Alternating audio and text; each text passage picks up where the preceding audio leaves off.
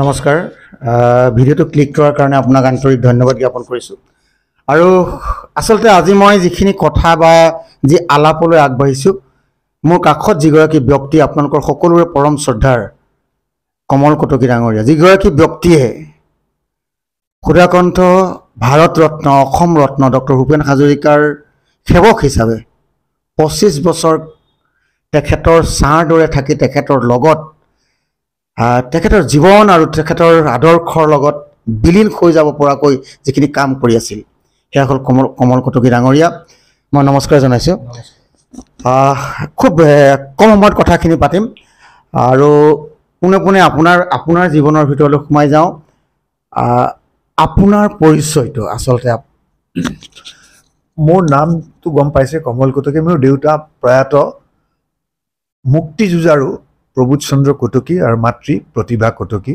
আমি ঘৰখনত 8জন ককাই ভাই ভাই ভনী 4জন ল'ৰা 4গৰাকী ছোৱালীৰ দেউতা আছিলে অসমৰ বেচিক এডুকেশ্যন যিটো আছিলে যিটো বুনিয়াদী প্ৰশিক্ষণ কেন্দ্ৰৰ ইনস্পেক্টৰ পৰিদৰ্শক আছিলে অসমৰ এই সূত্ৰে মোৰ জন্ম ৰহাত আৰু ৰহা হায়াৰ ছেকেণ্ডেৰী স্কুলৰ পৰা মই উচ্চতৰ মাধ্যমিক স্কুলৰ পৰা মই হায়াৰ ছেকেণ্ডেৰী পাছ কৰি যোৰহাট ইঞ্জিনিয়াৰিং কলেজৰ পৰা মই বি চিভিল ইঞ্জিনিয়াৰিং বিভাগত কাম কৰি প্ৰথমতে মোৰ চাকৰি জীৱন আৰম্ভ কৰিছিলোঁ পাব্লিক হেল্থ ইঞ্জিনিয়াৰিং ডিপাৰ্টমেণ্টত তাৰে মই কিছুদিন কাম কৰাৰ পিছত প্ৰমোশ্যন পালোঁ এছিষ্টেণ্ট এক্সিকিউটিভ ইঞ্জিনিয়াৰ হ'লোঁ কিন্তু সেইটো চাকৰিৰ কাৰণে মই নিজকে যোগ্য বুলি নাভাবি অৱশেষত মই অসম অভিযান্ত্ৰিক প্ৰতিষ্ঠান অৰ্থাৎ চানমাৰীত থকা আসাম ইঞ্জিনিয়াৰিং ইনষ্টিটিউটলৈ মই অধ্যাপক হিচাপে তাত থাকি 32 বছৰ কাল মই তাত থাকিলোঁ তাৰ মাজতে জালুকবাৰী ইঞ্জিনিয়াৰিং কলেজৰ পৰা মই মাষ্টাৰ ডিগ্ৰী কৰিলোঁ 32 বছৰ কাল চাকৰি কৰি মই যোৱা 21 চনৰ জানুৱাৰী মাহত মই অৱসৰ ল'লোঁ দৰ্শকসকল মই এগৰাকী অভিযন্তাক তৈয়াৰ কৰা এজন ব্যক্তিৰ কাষত আছোঁ কিন্তু সেই ব্যক্তিজনৰ মূল পৰিচয়টো হৈছে তেখেত ডক্টৰ ভূপেন হাজৰিকাৰ সোঁহাত আৰু সেই বুলিয়ে প্ৰত্যেকে জানে এতিয়া মোৰ কমল দাদা বুলিয়ে মাতিছোঁ কমল দা মই পোনে পোনে আপোনাৰ মই ভূপেন দা আৰু আপোনাৰ মাজলৈ সোমাই গৈছোঁ ভূপেন দাৰ লগত আপোনাৰ সম্পৰ্ক কেনেকৈ আৰম্ভ হ'ল বহুদিন হ'ল মই প্ৰথম ভূপেন দাক দেখিছিলোঁ ৰহাত এখন সংগীত সন্ধিয়াত 1974 চনৰ 6 অক্টোবৰ তাৰিখে এই তেতিয়া জয়ন্ত হাজৰিকাদেৱে ভূপেন দাৰ লগত গীটাৰ বজাই সেইখন অনুষ্ঠানত সূৰ্য গোস্বামীয়ে তবলা বজাইছিল এই তিনিজনেই মানুহ ভূপেন দাই হাৰমনিয়াম লৈ গান গায় মই তেতিয়া ক্লাছ 9ৰ বোধহয় ছাত্ৰ হাফ পেণ্ট পিন্ধো আমি চাইছোঁ সেইদিনা ভূপেন দাই 32টামান গীত গাইছিলে এই তেতিয়া মোৰ মনত এখন প্ৰতিচ্ছবি ভাহি উঠিছিল যে এদিন যদি এটা সপোন বুলি ক'ব পাৰে যদি এদিন ভূপেন দাৰ লগত যদি কেতিয়াবা গীটাৰ বজাব পাৰোঁ জীৱন ধন্য হৈ যাব এই সূত্ৰে লাহে লাহে মই অকণমানকৈ গীটাৰ এখন যোগাৰ কৰি লৈ টুং টুং টাং টাংকৈ শিকা আৰম্ভ কৰিলোঁ খুব বেছি গ্ৰামাৰ মই নাজানো গতিকে তেনেদৰে গৈ 1984 চনত মই ইঞ্জিনিয়াৰিং পাছ কৰি আহি গুৱাহাটীৰ মোৰ নগাঁৱৰ ঘৰত আছোঁহি সেইখিনি সময়তে বোধহয় মাহটো নৱেম্বৰ ঠাণ্ডা দিন নৱেম্বৰ মাহত ভূপেন দা উষা মংগেশকাৰ নীতিন মুকেশ হৃদয়নাথ মংগেশকাৰকে আদি এটা ডাঙৰ দল লৈ পেলাই নগাঁৱৰ নেহৰুবালিত এটা অনুষ্ঠান কৰিবলৈ আহিছিলে সেই অনুষ্ঠানৰ এজন আয়োজক আছিল নগাঁৱৰ বৰ নাট্যকৰ্মী বুলি ক'ব পাৰি আমাৰ শ্ৰদ্ধাৰ সুন্তি দা বুলি আমি যাক মাতোঁ সকলোৱে জ্ঞানদা বৰুৱা হয় সুন্তি দা আমাৰ ঘৰৰ ওচৰতে থাকে আমাৰ লগত বৰ ভাল তেওঁ ক'লে যে আগদিনা ভাত খাবলৈ ভূপেন দা আৰু গোটেই বাদ্যযন্ত্ৰীসকল আহিব তুমিও আহিবা গতিকে ময়ো গ'লোঁ সেই তাতে চিনাকি হ'ল এজন বাদ্যযন্ত্ৰী ভূপেন দাৰ লগত কলিকতাৰ পৰা তেতিয়া 3জন আহিছিলে সৰোজ বৰুৱা গৌৰ পাল আৰু চঞ্চল খান কিবা কথা প্ৰসংগত ওলাল তেতিয়া ক'লে যে তুমি কি গীটাৰ চিটাৰ বজোৱা নেকি মই বোলো বজাওঁ ভূপেন দা নহয় এই সৰোজ বৰুৱা বোলা যিজন মেণ্ডলিন বাদক তেতিয়া ক'লে যে তুমি কাইলৈ হঠাৎ কথা নাই বতৰা নাই ইতিমধ্যে 74ৰ পৰা 10 বছৰ ধৰি মই ঘৰতে ভূপেন্দাৰ লগত বজোৱাব পৰাকৈ নিজকে প্ৰস্তুত কৰিছিলোঁ এই ভূপেন্দাৰ অনুষ্ঠানবিলাক চাই মোৰ দাদাই বিমল কটকী তেওঁ ভূপেন্দাৰ অনুষ্ঠানবিলাক য'তে হয় গৈ পেলাই সৰু টেপ ৰেকৰ্ডাৰ এটা টেপ কৰি আনে সেইটোকে বজাই শুনি ধৰণটো কেনেকৈ বজাবলৈ মই মোটামুটি এটা শিকিছিলোঁ নিজাববীয়াকৈ তেতিয়া সেই জ্ঞানদা বৰা শুণ্টিদাৰ ঘৰতেই প্ৰথম চিনাকি হ'ল মিউজিচিয়ানজনৰ লগত আৰু তাৰ আগতে অৱশ্যে মই যোৰহাট ইঞ্জিনিয়াৰিঙত পঢ়ি থাকোঁতে এবাৰ আমাৰ যোৰহাটৰ বিভূচৰণ বৰুৱা ঢুকাল তেখেত ভূপেন্দাৰ খুব প্ৰিয় ভাতৃপ্ৰতিম বন্ধু আছিল তেওঁৰ ঘৰত ভূপেন্দাক অকণমান সময় লগ পাইছোঁ কিন্তু সেইটো চিনাকি মনত ৰখা ধৰণৰ চিনাকি নহয় পিছদিনা মই ভূপেন্দাৰ লগত বজোৱাৰ সুযোগ পালোঁ চমুকেই কৈছোঁ আৰু ক'বলৈ বহুত কথা আহি যায় গতিকে হঠাৎ মোৰ এইটো সুযোগটো আহিল সেইকাৰণে মই নৱপ্ৰজন্মৰ যিবিলাক ল'ৰা ছোৱালী উঠি আহিছে বা সকলোকে কওঁ এটা সপোন দেখিব লাগে আৰু সেই সপোনটো ধৰি ৰাখি সেই সপোনটোৰ স্থিৰভাৱে ধৰি ৰাখি তালৈ মনটো দি অৰ্থাৎ ফুল ফ'কাছ হৈ পেলাই যদি কাম কৰা যায় আজি নহয় কালি সেই সপোন যিকোনো ফলৱতী হ'বই এটা সুন্দৰ সপোন লৈ 1974 চনত হাতত গীটাৰ তুলি লোৱা যি কমল কটকীৰ যিটো চিন্তা আছিলে যিটো সপোন আছে যে ডক্টৰ ভূপেন হাজৰিকাৰ লগত তেখেতে গীটাৰ বজাব একেলগে একেখন মঞ্চত আৰু সেই সপোন সফল কৰিলে এই যে এই সপোন ভূপেন্দাৰো আছিল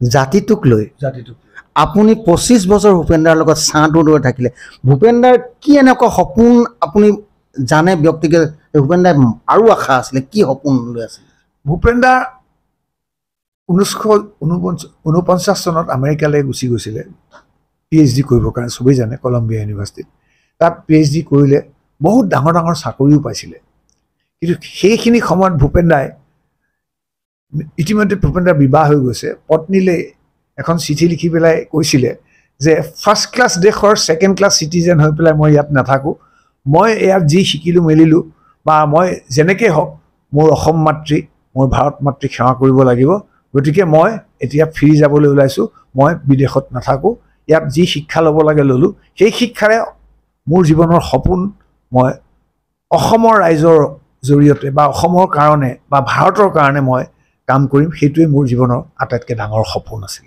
আৰু সেইকাৰণে তেওঁ গুচি আহিল আজিৰ তাৰিখত বা ভবা হ'লে ইচ্ছা কৰা হ'লে তেওঁ তাতেই থাকি ডাঙৰ চাকৰি কৰি ঢেৰ টকা পইচাৰ মালিক হ'ব পাৰিলেহেঁতেন কিন্তু তেওঁৰ সেই সপোন তেওঁৰ নাছিল তেওঁৰ সপোন আছিল অসমক দেশক সেৱা কৰা গীতৰ জৰিয়তে সমাজ সেৱা কৰা সমাজক উজ্জীৱিত কৰা তাতে চাকৰি কৰি থকা হ'লে আমি কোনোদিন ভাৰত ৰত্ন এটা নাপালোঁ ন অসম ৰত্ন এটি নাপালোঁহেঁতেন যিনক ভূপেন্দাৰ এনেকুৱা কিবা আশা বা এনেকুৱা ধৰণৰ সপোন যিটো অব্যক্ত হৈ ৰ'ল যিটো মাত্ৰ আপোনাকে ক'লে আছে নি তেনেকুৱা কিবা ভূপেন্দাৰ এটা সপোন আছিল শেষ বয়সটো অসমত স্থায়ীভাৱে কটাই ভূপেন্দাই কৈছে জন্ম ল'লোঁ ইয়াতে যেন মৰো পাম ক'ত এনে মধুৰ ৰূপৰ সমাৱেশ ভাৰতৰে পূৰ্ব দিশৰ সূৰ্য উঠা দেশ অসম আমাৰ ৰূপহী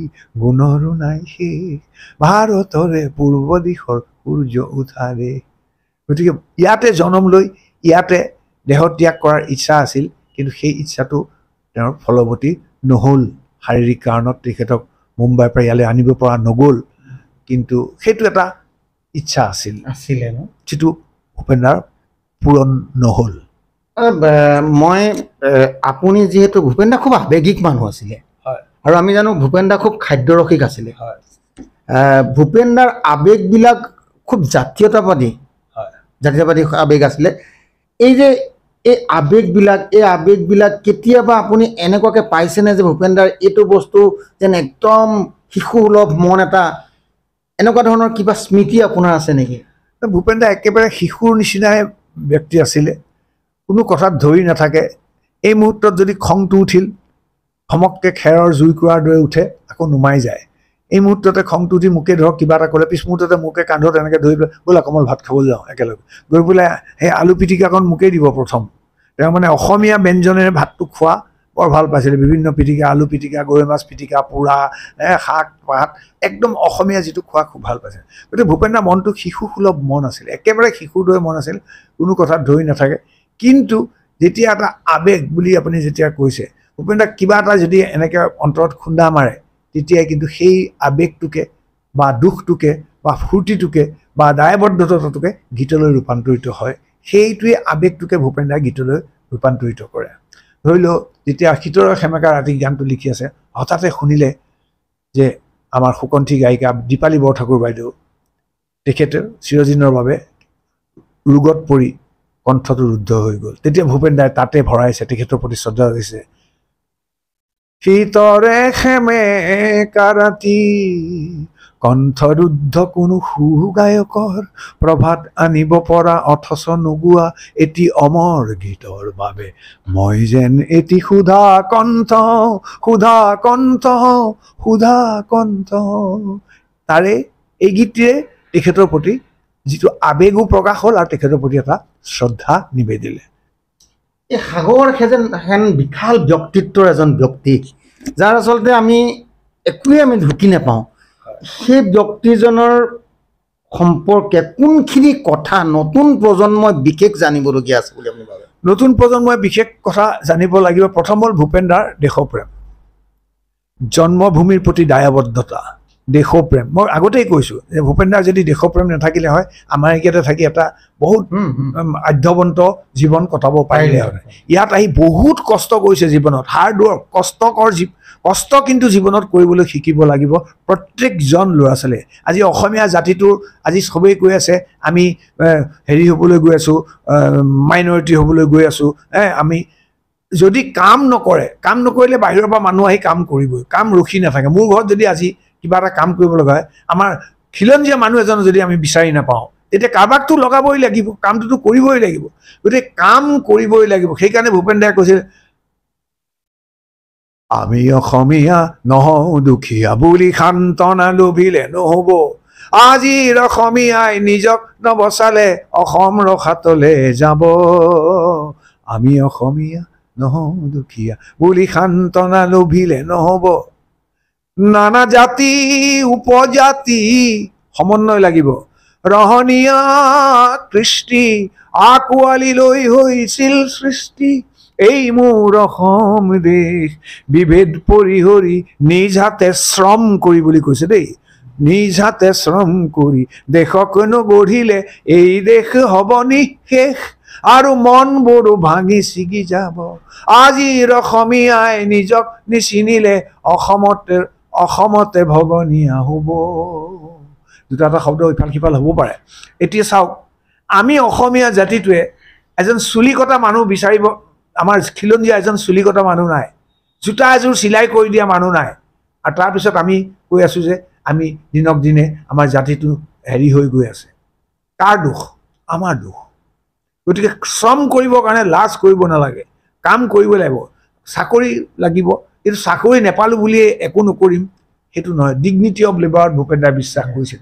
সেইকাৰণে অটো ৰিক্সাখন যেতিয়া ওলাল, ভূপেন দাই নিজেই সেই নিবনুৱা ডেকা যুৱকসকলক উৎসাহ দিবৰ কাৰণে কৈছিলে, অটো ৰিক্সা চলাওঁ আমি দুয়ো ভাই, গুৱাহাটী কৰি গুলজাৰ, BE ফেইল মই সৰু ভাই, MA পাছ বেংকত বহুতো ধাৰ।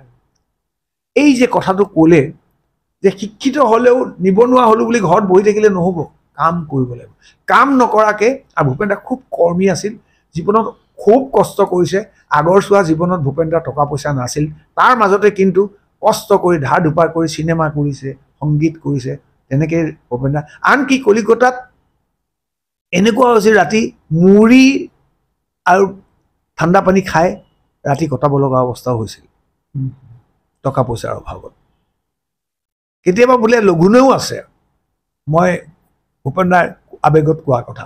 গতিকে এজন মানুহে কিমান কষ্ট কৰি এই পৰ্যায়লৈ গৈছে, সেইটো আজিৰ প্ৰজন্মৰ ল'ৰা ছোৱালীয়ে জানিব লাগিব। ভূপেন দাৰ গোটেই যিখিনি মই নিজে যিখিনি দেখি আছোঁ, ভূপেন দাৰ সৃষ্টি অকল মই গীতৰ মাজত সোমাই নাথাকোঁ। ভূপেন দাৰ কথা হ'ল কি, ভূপেন দাৰ সাহিত্য, ভূপেন দাৰ অসমীয়া বোলছবি জগতলৈ যিটো অৱদান, সেইখিনি কথা অসমীয়া জাতিয়ে কেতিয়াও পাহৰিব নোৱাৰে। আৰু মই এটা যাদু আপোনাক জানিব বিচাৰিছোঁ, ইমান শুদ্ধ উচ্চাৰণ, ইমান শুদ্ধকৈ অসমীয়া ভাষা উচ্চাৰণ কৰিব পৰা ব্যক্তি হয়তো ডক্টৰ ভূপেন হাজৰিকাৰ বাহিৰে বেলেগ এজন নাই। যাদুটো ক'ত আছে? ভূপেন দাই সংস্কৃত খুব জানিছিলে, সংস্কৃত ভাষাটোৰ ওপৰত অলপ দখল আছিলে, সেইকাৰণে উচ্চাৰণবিলাক, কাৰণ আমাৰ ভাৰতৰ প্ৰায় সকলো ভাষাই সংস্কৃত মূলৰ পৰা হোৱাটো, গতিকে ভূপেন দাৰ সেইকাৰণে উচ্চাৰণ খুব ভাল আছিল। আৰু ভূপেন দাৰ এটা ডাঙৰ কথা, আমাৰ যিবিলাক অভিধান, হেমকোষ অভিধানখন ভূপেন দাই পঢ়ে। আমি সাধাৰণতে অভিধান কি কৰোঁ, কিবা এটা দৰকাৰ হ'লে আমি অভিধানখন, এই শব্দটোৰ অৰ্থ জানিবৰ কাৰণে অভিধানখন চাওঁ, কিন্তু ভূপেন দাই অভিধানখন পঢ়ে। গতিকে শব্দৰ ভঁৰাল ভূপেন দাৰ ইয়াত সোমাই আছিলে। সেইকাৰণে লগত ভূপেন দাই ধ্বনি তত্ত্ব অৰ্থাৎ ফনেটিক্স, সেইটোত বিশ্বাসী। আমি কেনেকৈ কওঁ সৌ, সৌটো এটা সুৰ আছে, সৌটো সৌটো। এতিয়া ধ্বংসটো, ধ্বংস, ধৰ লগত বটো আছে, ধ্বং, জোৰ এটা দিব লাগিব তাত। আৰু সেইকাৰণে তাত ধ্বনিটোৱে বিচাৰে, ধ্বংস শব্দটোৱে অৰ্থটো কি, ধ্বংস বুলি কোৱাৰ লগে লগে আমি উচাপ খাই যাওঁ, তাৰমানে ধ্বংস হৈ গ'ল, কিবা এটা ধ্বংস। সেইকাৰণে তাত সুৰ নিদিয়ে, তাক এনেকৈ সুৰ নিদিয়ে ভূপেনে, ধ্বংস, তেতিয়া এইটো ধ্বংস নহ'ব, এইটো সৃষ্টি হৈ যাব। গছৰ পুলি এটা, গুটি এটা ৰুইছোঁ, লাহে লাহে গছত ডাঙৰ হৈছে, ফল দিছে, তেতিয়া সৃষ্টিলৈ গুচি যাব। গতিকে সেইকাৰণে ধ্বংসৰ আঘাতত, আঘাতটোত আৰু আঘাত হ'ব নোৱাৰে। গতিকে শব্দটোৱে, ধ্বনি তত্ত্বটোৱে যিটো অৰ্থ বহন কৰে, সেই অৰ্থটোৰ লগত সংগতি ৰাখি ভূপেন দাই সুৰ তাত প্ৰয়োগ কৰে আৰু নিজৰ কণ্ঠটোৰে তাক এটি গীতলৈ ৰূপান্তৰ কৰে। মই এইটো শুনিছোঁ যে ভূপেন দাই হেনো তাৎক্ষণিক গীত লিখি তাৎক্ষণিক সুৰ দিব পাৰে, তেনেকুৱা আপুনি পাইছেনে কেতিয়াবা? পাইছোঁ, মই পাইছোঁ। এবাৰ ভূপেন দা 1997 অল ইণ্ডিয়া ৰেডিঅ'ৰ সোণালী জয়ন্তীত গীত গাবলৈ আহিব। তেতিয়া ৰেডিঅ'ৰ ফালৰ পৰা মোক অনুৰোধ কৰি যে ভূপেন দাক এটা নতুন গীত লৈ আহিবলৈ দিব লাগে। তেতিয়া ভূপেন দা বম্বেত থাকে আৰু সেই গোটেই কোঅৰ্ডিনেশ্যনটো মই কৰিছিলোঁ। তেতিয়া মই ভূপেন দাক এদিন ক'লোঁ, ৰাতি ফোন কৰিলোঁ ভূপেন দাক, বোলে দাদা ৰেডিঅ'লৈ আপুনি বোলে সদায় আহিলে এটা নতুন গীত লৈ অহাৰ পৰম্পৰা আছে, গতিকে সোণালী জয়ন্তীটো গীত গাবলৈ আহিলে এটা নতুন গীত আপুনি লৈ আহিব। ভূপেন দা অকণমান 97ৰ কথা। তেতিয়া ভূপেন দা অকণমান খং উঠি পেলাই কৈছে, মই একো গান চান লিখিব এতিয়া মোৰ আৰু নোৱাৰোঁ, এনেই আৰু। ভূপেন দা অকণমান পটককৈ হয়, খংটো উঠে মানে কি, কাৰণ মই বহু বিষয়ত গান লিখিলোঁ, জাতিটোক বহুত সকিয়ালোঁ, কিন্তু জাতিটোৱে ভবামতে একো নকৰে, এনেকুৱা ধৰণৰ অলপ খুব একো নকৰে। এতিয়া মই গীত লিখাৰ বিষয়বস্তুও নাই, প্ৰেমৰ বস্তুও নাই, বা সমাজ জীৱনৰ বস্তুও নাই, মোৰ লিখা মোটামুটি লিখিবলৈ বিষয়েই নাই আৰু। মই আৰু মানে দাদা কৈছিলে, নাই মই নিলিখোঁ। মই এনেই লাষ্ট মুহূৰ্তত কৈ দিলোঁ, বোলে দাদা আপুনি বহুত বিষয়ত লিখিছে, কিন্তু সূৰ্যটোক লৈ গান লিখা নাই। এনেই ক'লোঁ দেই, মই কোনো ভাবি কোৱা নাই। তাই বুলি ক'লে হ'ব, নাই মই নিলিখোঁ বুলি কৈ পেলাই ফোনটো থৈ দিলে। পিছদিনা ৰাতি 12টামান বজাত মোক ফোন কৰিছে যে কমল, তেওঁৰ ফোন নিজে আকৌ কৰিব নাজানে, কল্পনা লাজমী থাকে লগত, তেওঁ হয়তো লগাই দিছে। তেওঁ নিজৰ ঘৰৰ নাম্বাৰটোও নাজানে, নিজৰ নম্বৰটোৱে নাজানে, গতিকে তেওঁ ডায়েল কৰি ফোন কৰিব, ফোন লগাই দিব, কোনোবাই লগাই দিব, তেওঁ ফোন কৰিব, কথা পাতিব। কমল, বোলো কি দাদা, তুমি যে কালি সূৰ্য শব্দটো ক'লা, এটা গান ওলাই গ'ল নহয় মোৰ। বোলো কি? ৰ'বা মই পঢ়ি দিম, তুমি খালি মাজত মোক একো নুসুধিবা। তেতিয়া ভূপেন দাই কৈছে, সূৰ্য উদয় যদি লক্ষ্য আমাৰ, সূৰ্যাস্তৰ পিনে ধাৱমান কিয়, শীতল বৃষ্টি যদি কাম্য আমাৰ, অনাবৃষ্টি খেদি ফুৰিছোনো কিয়, কেতিয়াবা দেউতাৰ চকু দুটা পুৰে, বুঢ়ী আয়ে নিজৰেই চকু পানী পিয়ে, দেশৰ ৰাইজখনে প্ৰাপ্য বিচাৰি নিজৰেই ডিঙি পাতি দিয়ে, ভাবিছিলোঁ কিবা হ'লগৈ কিবা, অংকটো নিমিলা হ'ল, সমৃদ্ধি সপোন ভাঙিল ছিগিল, পৃথিৱী নিমাতি হ'ল, আই পৃথিৱী নিমাতি হ'ল, সমাজ ঘূৰি আজি থমকিছে কিয়, সংজ্ঞাবিহীন শান্তিৰ ভাৱনা পুৰণি গুহাত লুকায়, অৱচেতনাৰ আৰ্তনাদেৰে নিজকে নিজেই ঘপিয়ায়, বহুদিন হ'ল খৰাং বতৰ, ক্ষয় চিহ্নিত ভাল পোৱা, বৰগছ শিপা আৰু কঠীয়াতলিক তেজ ঢালিবলৈ যোৱা, সাৰ ঢালিবলৈ যোৱা, হক কলিজাৰ তেজবোৰ কাজল কাজল মেঘ, মৃত ভাইটিৰ চকু কৃষ্ণচূড়া, ব্যক্তি গোষ্ঠী মিলি বোৱা শান্তিৰ শীতল নিজৰা, সময় নষ্ট কৰোঁ কিয়। সময় বুলি ক'লে আমাৰো সময়ৰ কথা আহিছে। শেষ কৰিব বিচাৰিছোঁ কমল দা, আমি কি পাবলৈ থাকিলে, ভূপেন দাৰ পৰা এনেকুৱা আমি কি বস্তু পাবলৈ থাকি গ'লাম?